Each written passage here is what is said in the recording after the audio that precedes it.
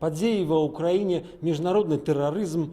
І вось слова «Беларусь» ізноў загучала тут, у еўрапейскіх калідорах улады. Толькі вось загучала яно за зачыненымі дзвярыма. Вось за гэтымі зачыненымі дзвярыма.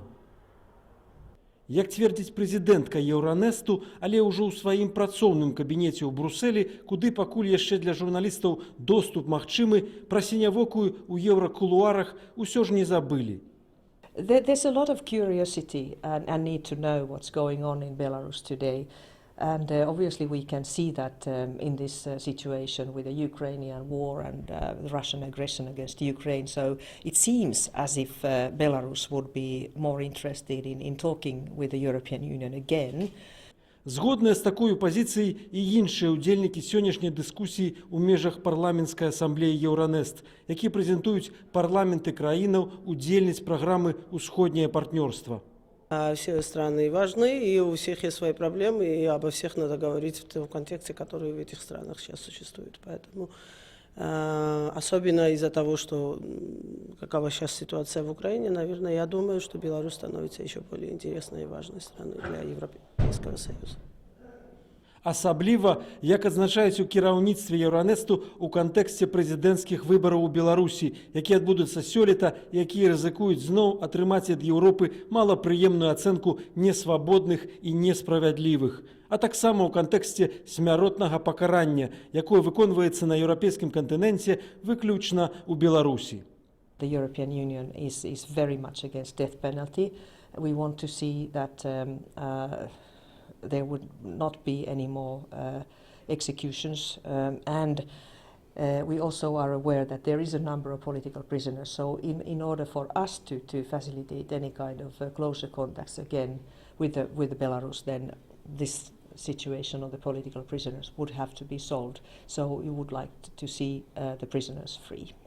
Хочуць убачыць свабоднымі і беларускія медыі, а абсалютная большасць з іх носяць цяпер не вельмі зразумелую ў Еўропе шыльду дзяржаўныя СМІ. Такую лексіку ў Брусэлі трэба яшчэ шмат каму тлумачыць, бо дзяржава і журналістыка тут падзеленыя.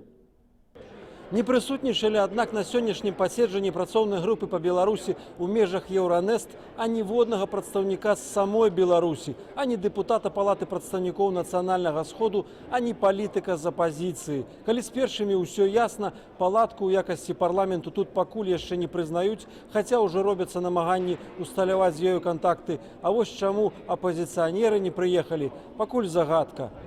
Алексей Ильич Белсат, Брюссель. No. It's some secret data. No, it's my assistance because I only work with iPad. iPad is very helpful. Just sit at your working place and do something. Okay. You can close it, because it's... Yeah, because it's not really my working place.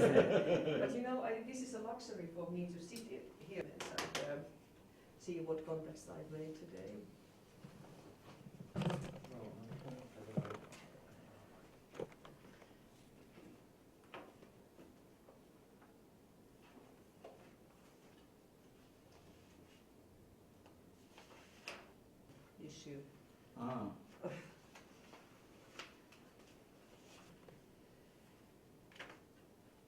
Yeah.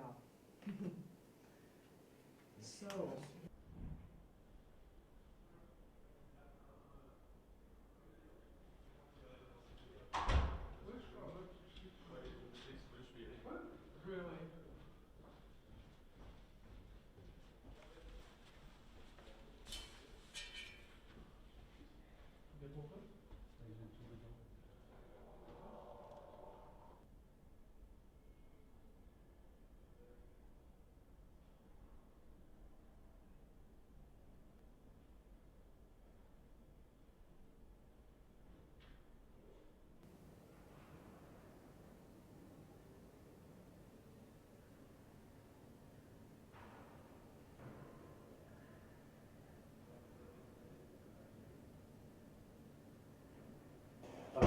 You know why?